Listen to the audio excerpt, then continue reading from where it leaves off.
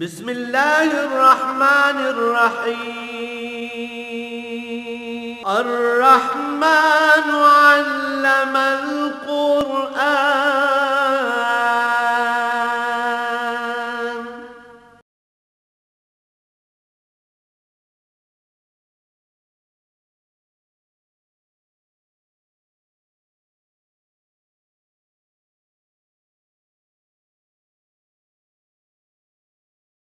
الحمد لله رب العالمين والصلاة والسلام على حبيبه محمد وآله وصحبه أجمعين. أعوذ بالله من الشيطان الرجيم. بسم الله الرحمن الرحيم. قال فيها تحيون وفيها تموتون ومنها تخرجون. يا بني آدم قد أنزلنا عليكم لباس يواري سوآتكم وريشا ولباس التقوى ذلك خير ذلك من آيات الله لعلهم يذكرون. يا بني آدم لا يفتننكم الشيطان كما أخرج أبويكم من الجنة ينزغ عنهما لباسهما ليريهما سوآتهما إنه يراكم هو وقبيله من حيث لا ترونهم إنا جعلنا الشياطين أولياء للذين لا يؤمنون.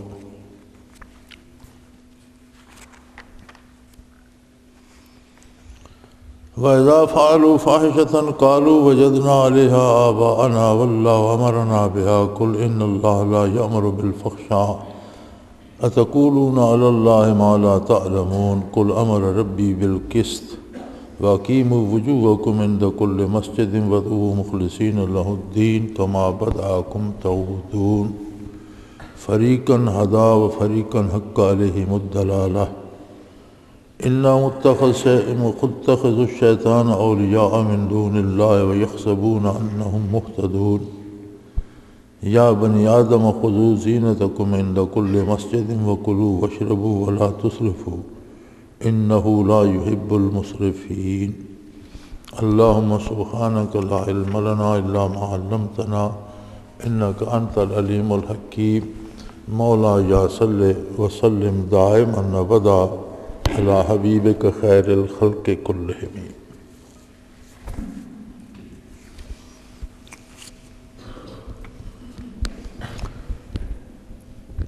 آدم علیہ السلام کو زمین پر بھیجتے وقت ارشاد ہوا قال فیہا تحیون وفیہا تموتون ومنہا تخرجون کہ آپ لوگ انسان بھی جن بھی زمین پر زندگی بسر کرو گے اور وہیں پر تمہیں موت آئے گی،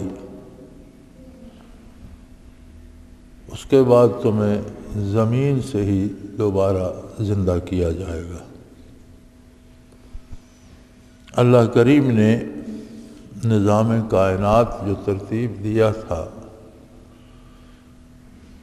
اور اس میں اپنی ایک بہت ہی اعلیٰ ترین مخلوق پیدا کی،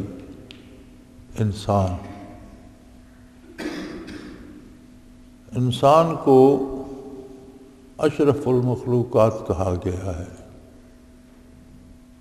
لَقَدْ خَلَقْنَا الْإِنسَانَ فِي أَحْسَنِ تَقْوِيمٍ، انسان کو بہترین اندازوں پر پیدا فرمایا گیا ہے، اس کے ظاہری جسم کے ہوں، اعضاء و جوارح کے ہوں، اس کی سوچ و فکر کے زاویے ہوں، اس کی دماغی کاوشوں کی بات ہو، ہر طریقے سے نہایت ہی موزوں، نہایت ہی اعلیٰ، نہایت ہی عجیب و غریب ترتیب دی گئی ہے۔ اور سب سے بڑی خوبی جو انسان میں رکھی گئی ہے، جس نے اسے شرف بخشا، وہ ہے معرفت الہی کی استعداد۔ یہ بجز انسان کے کسی دوسری مخلوق میں نہیں رکھی گئی، اور انسانوں کے علاوہ کسی دوسری مخلوق کو نبوت بھی نہیں دی گئی۔ نبوت اللہ کریم کا وہ انعام ہے جو معرفت الہی کا یا اللہ کی ذات کو پہچاننے کا دروازہ ہے۔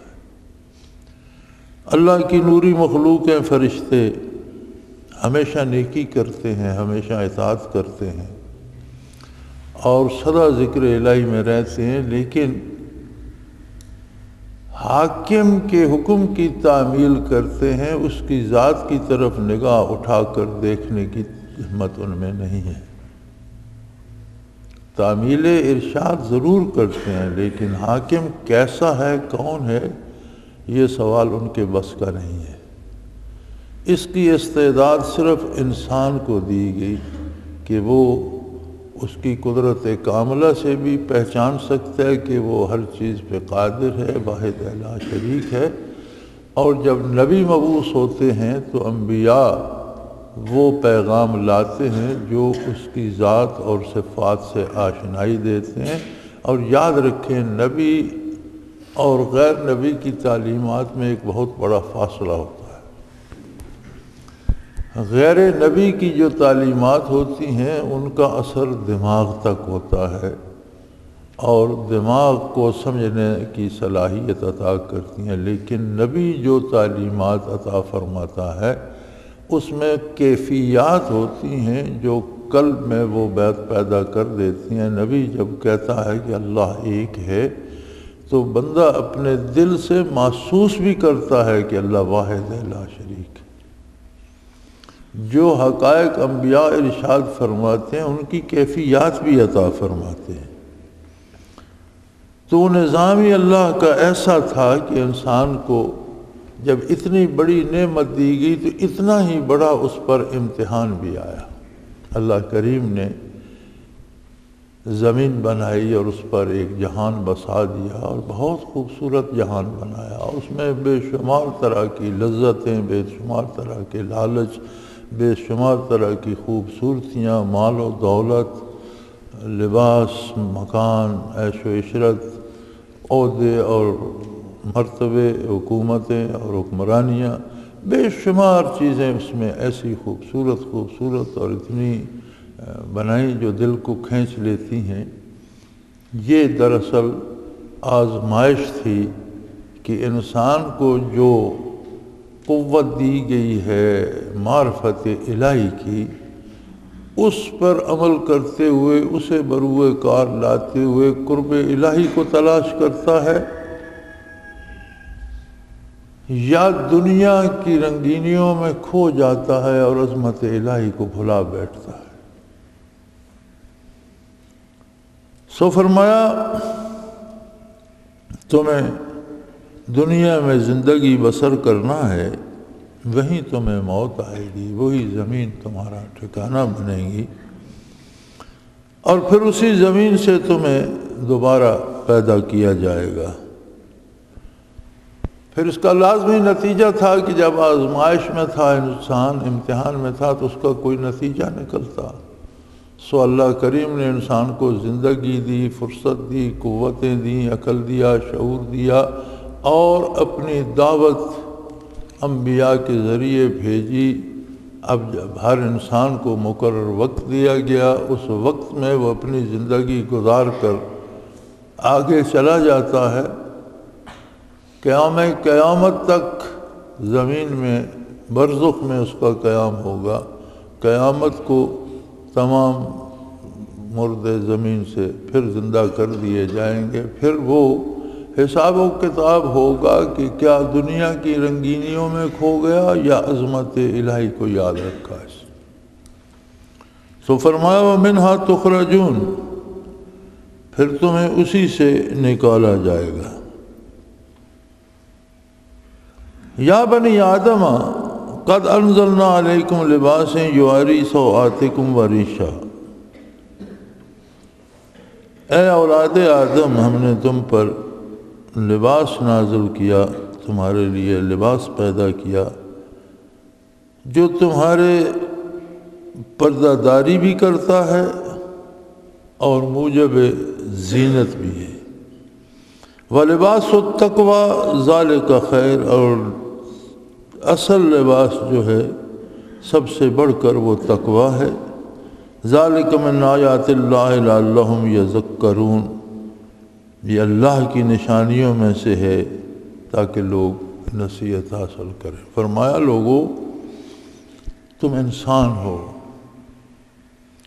میں نے تمہارے لیے لباس پیدا فرما دیا،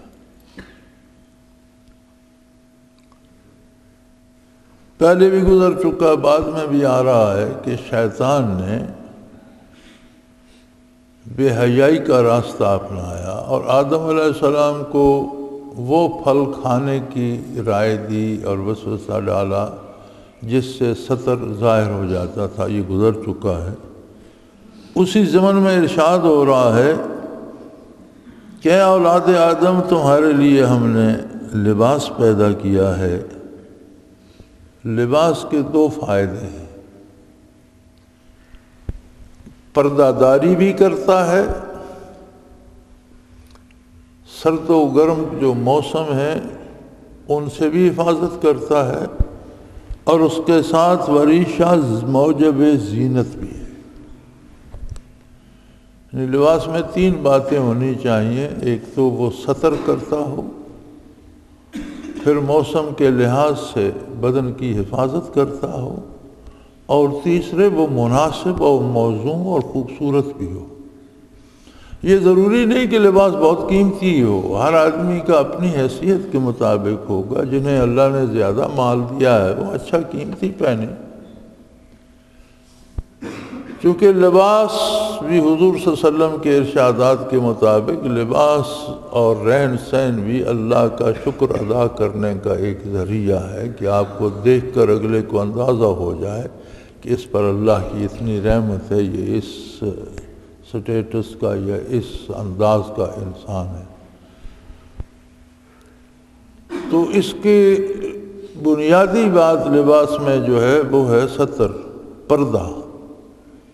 اسی لیے فرمایا گیا کہ ایسے لباس جو خواتین پہنتی ہیں جو اتنے تنگ ہوتے ہیں کہ جسم کے زیر و بم اس سے نظر آتے ہیں، وہ بے لباس ہونے کے برابر ہے۔ لباس کا مطلب ہے کہ بدن کا پردہ کرے، بدن کو چھپائے، اور بدن کے لیے آرام دہ ہو، گرمی سردی سے بچانے کا سبب بنے، وزینہ، اور وہ سجے بھی، اچھا بھی لگے۔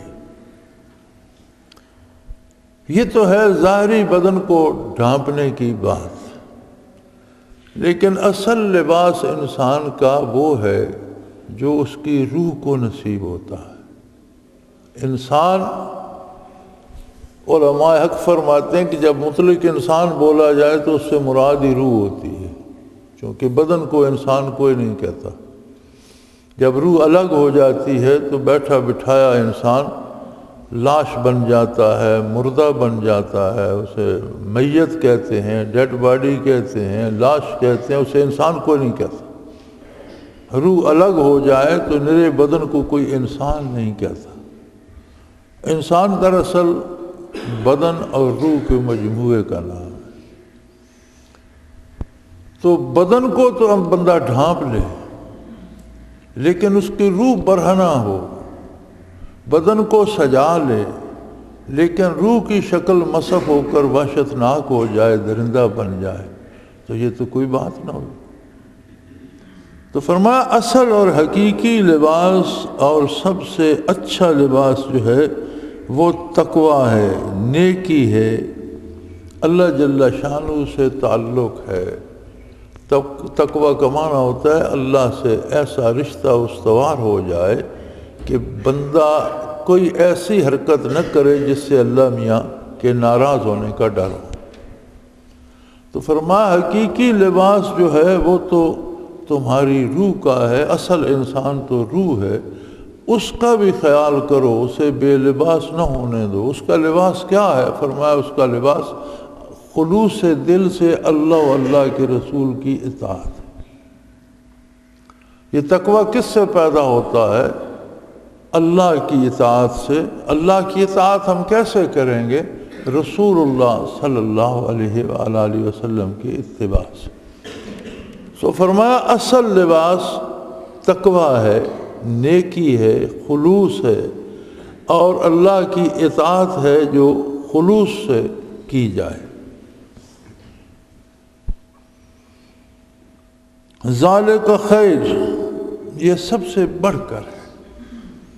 ہو سکتا ہے ایک آدمی غریب ہو، اسے قیمتی لباس میسر نہ ہو سکتا ہے اسے نیا لباس میسر نہ ہو، وہ پھٹے پرانے کو سی کر ٹانکے لگا کر پہن لے، لیکن وہ پھٹا پرانا بھی صاف ستھرا پاکیزہ دھلا دھلایا ہونا چاہیے، پھر وہ بھی زینت بن جائے گا۔ لیکن یہ بھی ہو سکتا ہے کہ اس پھٹے لباس والا بندہ اندر سے اتنا خوبصورت انسان ہو کہ اللہ کا محبوب بن جائے۔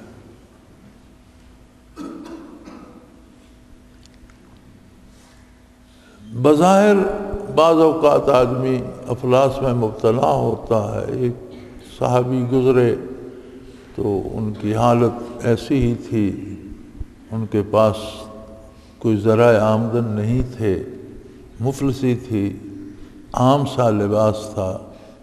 تو حضور صلی اللہ علیہ وسلم نے دوسرے صحابہ کرام سے پوچھا کہ یہ شخص جو جا رہا ہے اسے تم کیسا دیکھتے ہو؟ انہوں نے عرض کی یا رسول اللہ، اس کا تو عالم یہ ہے کہ کسی سے رشتہ مانگے تو شاید اسے کوئی رشتہ بھی نہ دے، یہ بہت کمزور ہے معیشت میں اور کھانا اس کے روزگار میں، اور اس کی حالت بہت خراب ہے۔ تو آپ صلی اللہ علیہ وسلم نے فرمایا کہ اس کا حال یہ ہے کہ اگر اللہ کے بھروسے پر یہ کوئی بات کہہ دے، اللہ اس کی بات ضرور پوری کرے گا۔ یہ اللہ کے بھروسے پہ کچھ بھی کہہ دے، اللہ اس کی بات پوری کرے گا۔ تو حضور کی نظر اس کے لباس تقویٰ پر تھی صلی اللہ علیہ وآلہ وسلم۔ ہو سکتا ہے بظاہر کسی کے کپڑے سستے ہوں، کم قیمتی ہوں، یا پھٹے سلے ہوئے ہوں، ٹانکے لگے ہوئے ہوں، لیکن اس کے باوجود بھی انہیں پاکیزہ رکھنا، صاف ستھرا رکھنا ضروری ہے۔ اور ہو سکتا ہے ان پھٹے کپڑوں کے اندر جو دل ہے اس میں اتنی محبت الہی ہو، اتنی خشیت الہی ہو، اتنا جذبہ ہو اتباع رسالت کا، اتنی محبت اور عشق ہو اللہ کے رسول صلی اللہ علیہ وسلم سے کہ اس کی کہی ہوئی باتیں پوری ہو جائیں۔ تو فرمایا سب سے بہتر اور سب سے ضروری تقویٰ کا لباس ہے۔ ظاہری لباس بھی درست کرو، لیکن صرف ظاہری بناؤ سنگار پہ نہ اڑ جاؤ۔ لباس التقویٰ ذالک خیر، اور یہ جو اندرونی لباس ہے تقویٰ کا، کیفیات کا، قرب الہی کا، خشیت الہی کا، یہ بہت بہتر ہے۔ ذالک من آیات اللہ لعلہم یذکرون، یہ باتیں، یہ قرآن، یہ ارشادات باری، یہ تعلیمات محمد الرسول اللہ صلی اللہ علیہ وسلم، یہ اللہ کی عظمت کے دلائل ہیں، اور یہ اس لیے تمہیں سنائے جا رہے ہیں کہ تم نصیحت حاصل کرو، بات کو سمجھنے کی کوشش کرو، اور اس پر اللہ سے توفیق عمل چاہو اور اس پر عمل کرو۔ دین کے معاملے میں بڑی عجیب بات ہے، احکام شرعی جن کا بندہ مکلف ہے وہ اسے کرنے ہیں۔ ہم بعض دنیاوی امور میں ہمارا کاروبار ہوتا ہے، لین دین ہوتا ہے، ملازمت کی تلاش ہوتی ہے، ہم کہتے ہیں جی کوشش کر رہا ہوں مجھے مل نہیں رہی، میں کوشش کر رہا ہوں میرا کاروبار جو ہے وہ صحیح نہیں ہو رہا، میں کوشش کر رہا ہوں لیکن میں یہ مکان نہیں بنا سکتا۔ یہ دنیا میں تو ہم کہہ سکتے ہیں، دین کے معاملے میں کوشش نام کی کوئی چیز نہیں ہے۔ دین کے معاملے میں جو اللہ و اللہ کے رسول کا حکم ہے اس پر عمل کرنا ہے، کوشش کی گنجائش نہیں ہے، یعنی ہر حال میں اس پر عمل کرنا ہے۔ اب نہ ہو سکے تو بندہ کیا کرے؟ فرمایا لا یکلف اللہ نفسا الا وسعہا، جو کام اس کی ہمت سے باہر ہے اسے وہ کرنے کا حکم ہی نہیں دیا جاتا، وہ اس کا مکلف ہی نہیں ہے۔ مثلا ایک بندہ کھڑا نہیں ہو سکتا، اب نماز میں قیام فرض ہے، ایک بندہ کھڑا نہیں ہو سکتا، بیمار ہے یا محتاج ہے یا گر پڑے گا، تو بیٹھ کر پڑھ لے، وہ قیام فرض ہے لیکن اس کے لیے فرض نہیں ہے، اس پر معاف، باقی سارے کھڑے ہیں وہ بیٹھ کر پڑھ لے۔ لیکن یہ کہے کہ میں نماز ادا ہی نہ کوشش کر رہا ہوں مجھ سے ہو نہیں رہی، یہ غلط بات ہے۔ یہاں کوشش نہیں، یہاں کرنا مقصود ہے۔ تو دین کے معاملے میں یہ یاد رکھیں، یہ میں اس لیے عرض کر رہا ہوں کہ میرے پاس خط آتے ہیں، ٹیلی فون آتے ہیں، جی میں بڑی کوشش کرتا ہوں مجھ سے دین پر عمل نہیں ہوتا، یہ غلط بات ہے۔ یا آپ دنیا کے معاملے میں کہہ سکتے ہیں دنیا کے معاملات دوسروں کے بس میں ہوتے ہیں، ہمیں ملازمت چاہیے وہ ہمارے بس میں نہیں ہے، ہمیں کاروبار ٹھیک کرنا ہے ہمارے بس میں نہیں ہے، ہم کوشش ہی کر سکتے ہیں، ہمیں مکان بنانا ہے تو ہمارے بس میں نہیں، ہم کوشش کر سکتے ہیں کہ سرمایہ جمع کریں، کوئی محنت کریں، کوئی مکان بنائیں۔ دین کے معاملے میں جو بات بس میں نہیں ہے اس کے بارے تو پوچھا نہیں جائے گا، اور جو بات بس میں ہے اس کے بارے کوشش کرنا کیا معنی رکھتا ہے؟ وہ کام کرو، کوشش نہ کرو، کام کرو جو کرنے کا ہے۔ تو اتباع رسالت علی صاحب الصلاۃ والسلام میں کوشش نام کی کوئی چیز نہیں ہے۔ جو کام آپ سے نہیں ہو سکتا وہ کرنے کے آپ مکلف ہی نہیں ہے، اور جو آپ کر سکتے ہیں وہ کریں، کوشش نہ کریں۔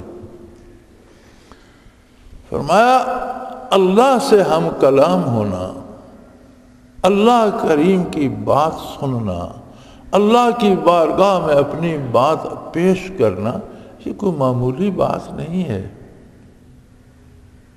قرآن کریم کوئی عام بات نہیں، اللہ کی باتیں ہیں، ذالک من آیات اللہ، اور اللہ کی باتیں اس کی عظمت کے دلائل ہیں۔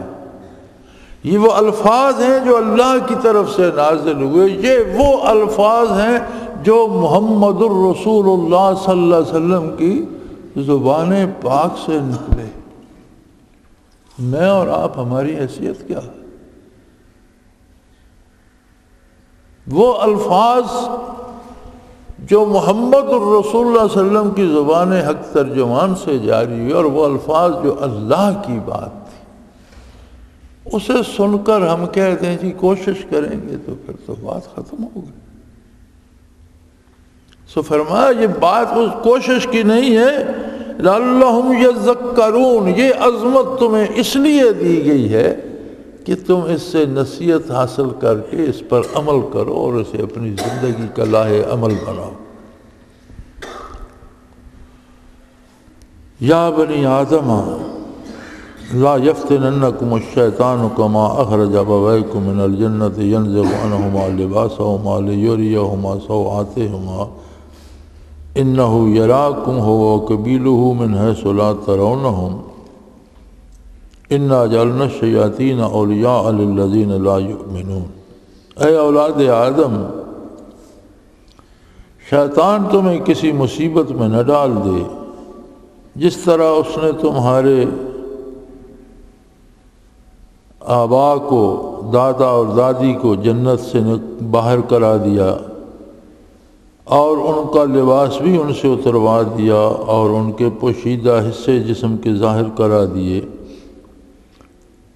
ایک مصیبت اور بھی ہے کہ شیطان اور اس کا لشکر تمہیں ایسے طور پر دیکھ رہا ہے کہ تم ان کو نہیں دیکھ سکتے، وہ تمہیں دیکھ رہے ہیں، تم انہیں نہیں دیکھ سکتے۔ یہ تو بڑی خطرناک بات ہوگی، لیکن یاد رکھو ہم نے شیطان کو بھی پابند کر دیا ہے۔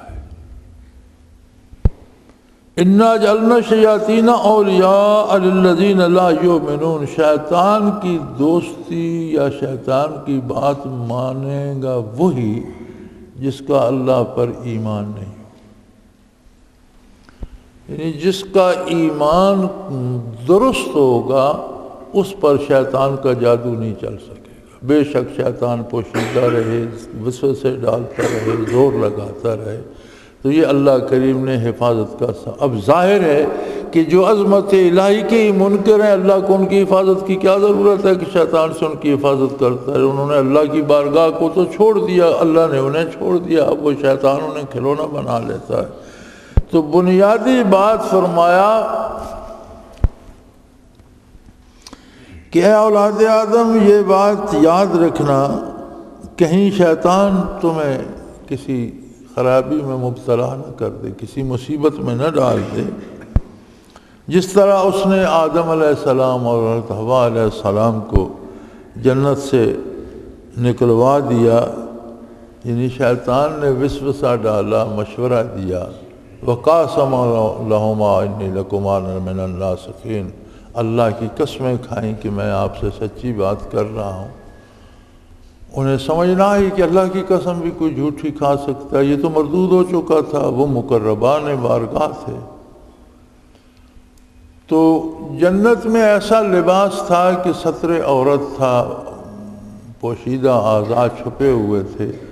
جب اس درخت کا پھل انہوں نے کھایا تو وہ جسم میں ظاہر ہو گئے، جسم ہی ایسا تھا، وہ جسم میں ظاہر ہو گئے، تو وہ جنت کے پتوں سے انہیں چھپانے پڑے۔ تو یہاں اللہ کریم دوبارہ یاد کرا رہی ہے، پہلے سارا گزر چکا ہے، دوبارہ یاد کرا رہے ہیں کہ اس نے جس طرح حضرت آدم علیہ السلام کو جنت میں پریشان کیا تھا اور ان کے پوشیدہ اعضاء ظاہر ہو گئے تھے، اسی طرح کہیں دنیا میں تمہیں بھی بے لباس نہ کر دے۔ ہمارے ہاں تو یہ بڑا ہم سب معمولی بات سمجھتے ہیں نا لباس کو، لیکن جسے آپ تہذیب کہتے ہیں، معاشرت کہتے ہیں، کسی قوم کا طرز حیات، وہ کردار سازی کی بنیاد بن جاتا ہے۔ آپ آج بھی ڈراموں میں یا فلموں میں دیکھتے ہوں گے کہ مسلمانوں کی آمد سے پہلے برِ صغیر میں مرد اور عورتیں ایک ایک کپڑا لپیٹ کر باقی بدن ننگا رکھ کے، عام آدمی سے لے کر بادشاہ تک آپ کو ننگے نظر آئیں گے۔ وہ جو نیم برہنہ بدن تھے، ان کی تہذیب کیا تھی، ذرا اس کا مطالعہ کیجئے تو آپ کو سمجھ آ جائے گی کہ یہ لوگ کرتے کیا تھے۔ یہ تو حیوانوں سے بھی بدتر تھے۔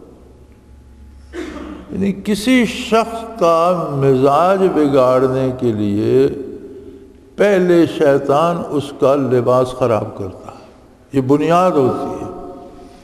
علامہ ابن خلدون رحمۃ اللہ تعالیٰ علیہ نے اپنے معروف مقدمے میں یہ لکھا ہے کہ کسی قوم کا ایک قومی لباس ہے، آپ وہ پہننا شروع کر دیں تو اس کے ساتھ اور بے شمار ایسے اس قوم کے عیب ہوں گے جو آپ کی نظروں میں ہلکے ہو جائیں گے، آہستہ آہستہ آپ ان میں بھی مبتلا ہوتے چلے جائیں۔ یوں تو لباس سے ستر عورت مراد ہے، مرد کا ناف سے گھٹنوں تک جسم ڈھکا ہوا ہو تو لباس ہے۔ کوئی ایسا لباس، وہ سلوار قمیض ہو، وہ پتلون قمیض ہو، وہ پتلون کوٹ ہو، وہ پاجامہ کرتا ہو، جو انسانی بدن کو ڈھانپ بھی لے، گرمی سردی سے بھی بچائے اور خوبصورتی بھی دے، ٹھیک ہے، درست ہے، کوئی ایک لباس متعین نہیں ہے۔ ستر عورت فرض ہے، اور اس کے بعد زینت کے لیے اور گرمی سردی سے بچنے کے لیے لباس ہے۔ لیکن کسی قوم کا ایک لباس شعار بن جائے کہ اسے دیکھ کر کہا جائے کہ یہ فلاں قوم کا بندہ ہے، اور وہ قوم اگر کافر ہے تو وہ لباس نہیں پہنا جانا چاہیے۔ اس لباس کا اثر یہ ہوگا کہ آپ لباس پہنیں گے تو اس لباس میں جو خرابیاں ہیں وہ تو آپ نے قبول کر لی نا، آپ تو کہتے ہیں اس میں کوئی خرابی نہیں، وہ صرف وہاں بس نہیں ہوتی، پھر اس کے بعد ان میں جو آگے خرابیاں ہیں وہ بھی ہلکی لگنے لگتی ہیں، بندہ ان میں مبتلا ہوتا چلا جاتا ہے، تا آ کے ابلیس کی چالیں بھی عجیب ہیں۔ اب آپ پورے مغرب میں دیکھیں تو مردوں نے جرابیں بھی پہنی ہوئی ہیں، پتلون بھی ٹخنوں سے نیچے تک ہے، گلے کا کرتا بند کر کے اوپر نیک ٹائی بھی لگا رکھی ہے، لیکن دوسری طرف جنہیں بالباس ہونا چاہیے تھا یعنی خواتین، وہ بے لباس۔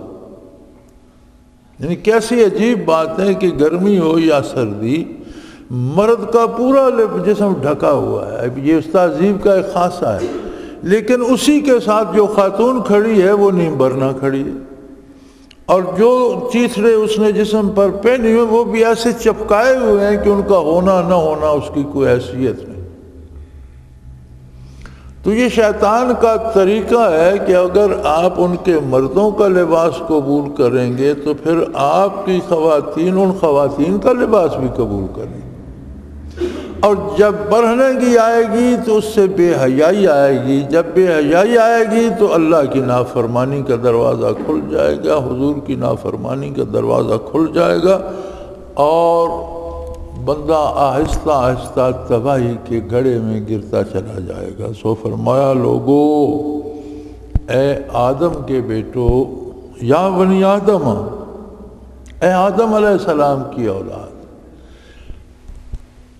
یا ایھا الناس بھی کہا جا سکتا تھا، یا بنی آدم خاص طور پر کہا کہ جس طرح آدم علیہ السلام کو دھوکہ دینے سے باز نہیں آیا، اور آدم علیہ السلام اور اماں حوا کو دھوکہ جس طرح اس نے دیا، تم سے کس طرح باز آئے گا؟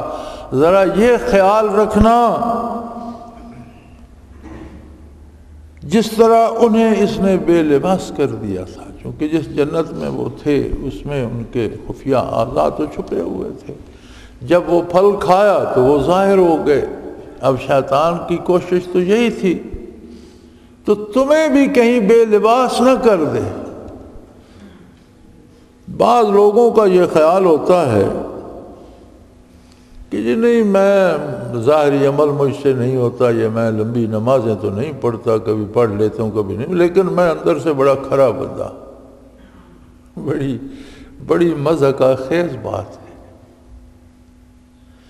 یہ اللہ کریم لباس ظاہری کی اتنی تلقین کیوں فرما رہے ہیں؟ قرآن اتنا زور اس پہ کیوں دے رہا ہے؟ یہ اس لیے دے رہا ہے کہ جب ظاہر بے لباس ہوتا ہے تو وہ باطن کو بھی تباہ کر دیتا ہے۔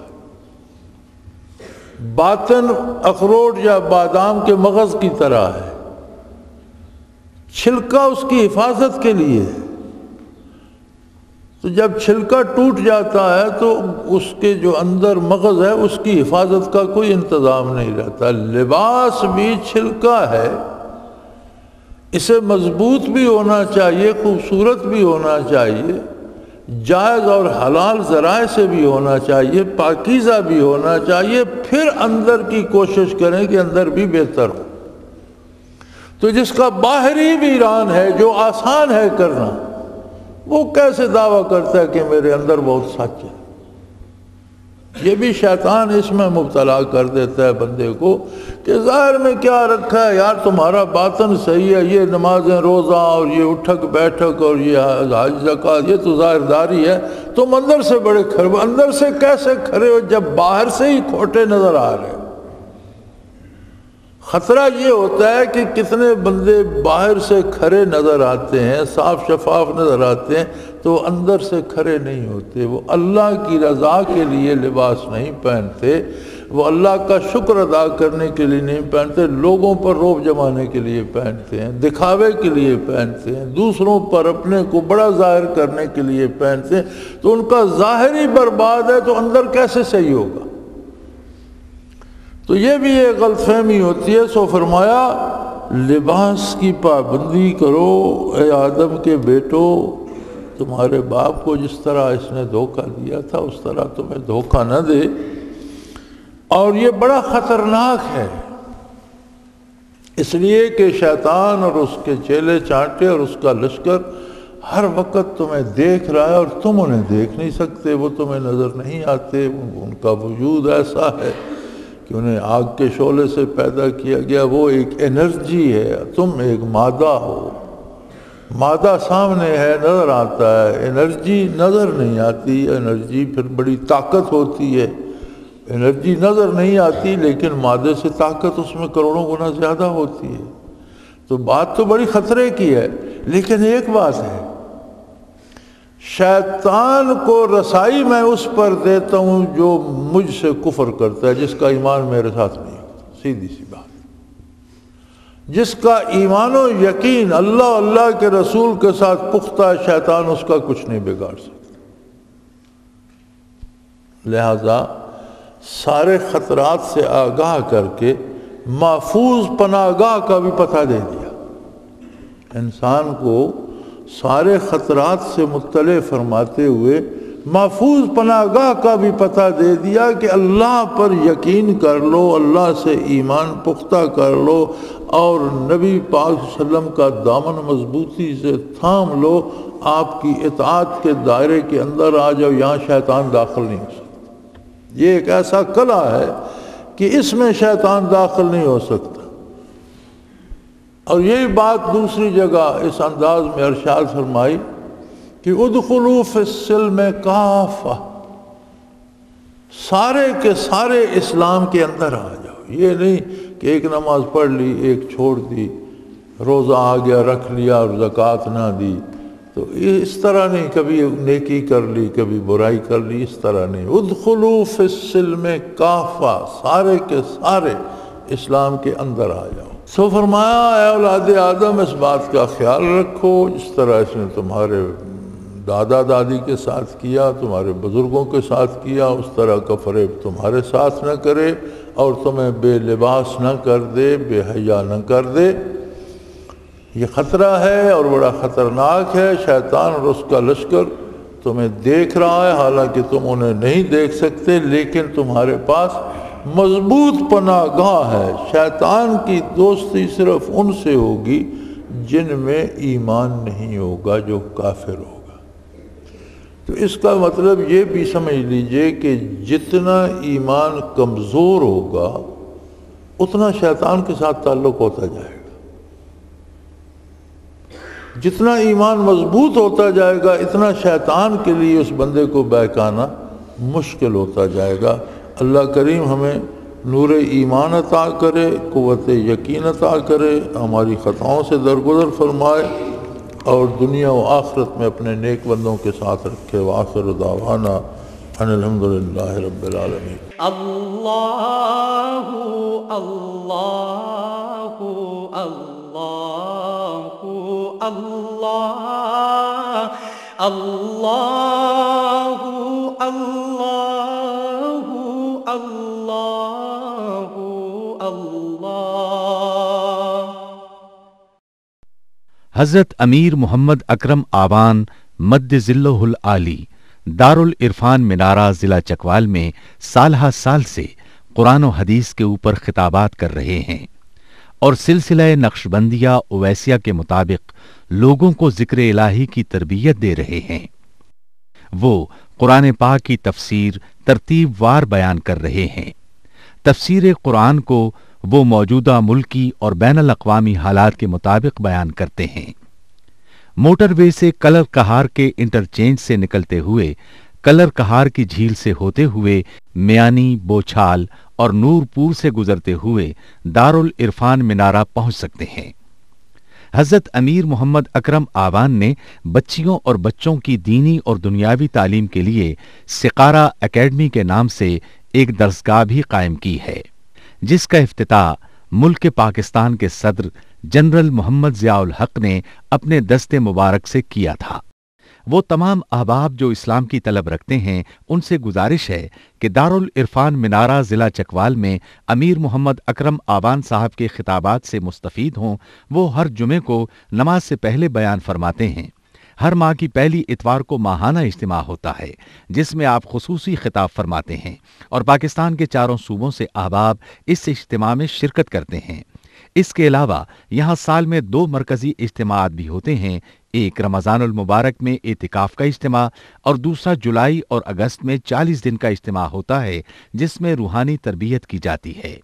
اپنا خون سیماب دے کر اتنا ہم کر جائیں گے، نام آقا کا چمن میں پھر رقم کر جائیں گے۔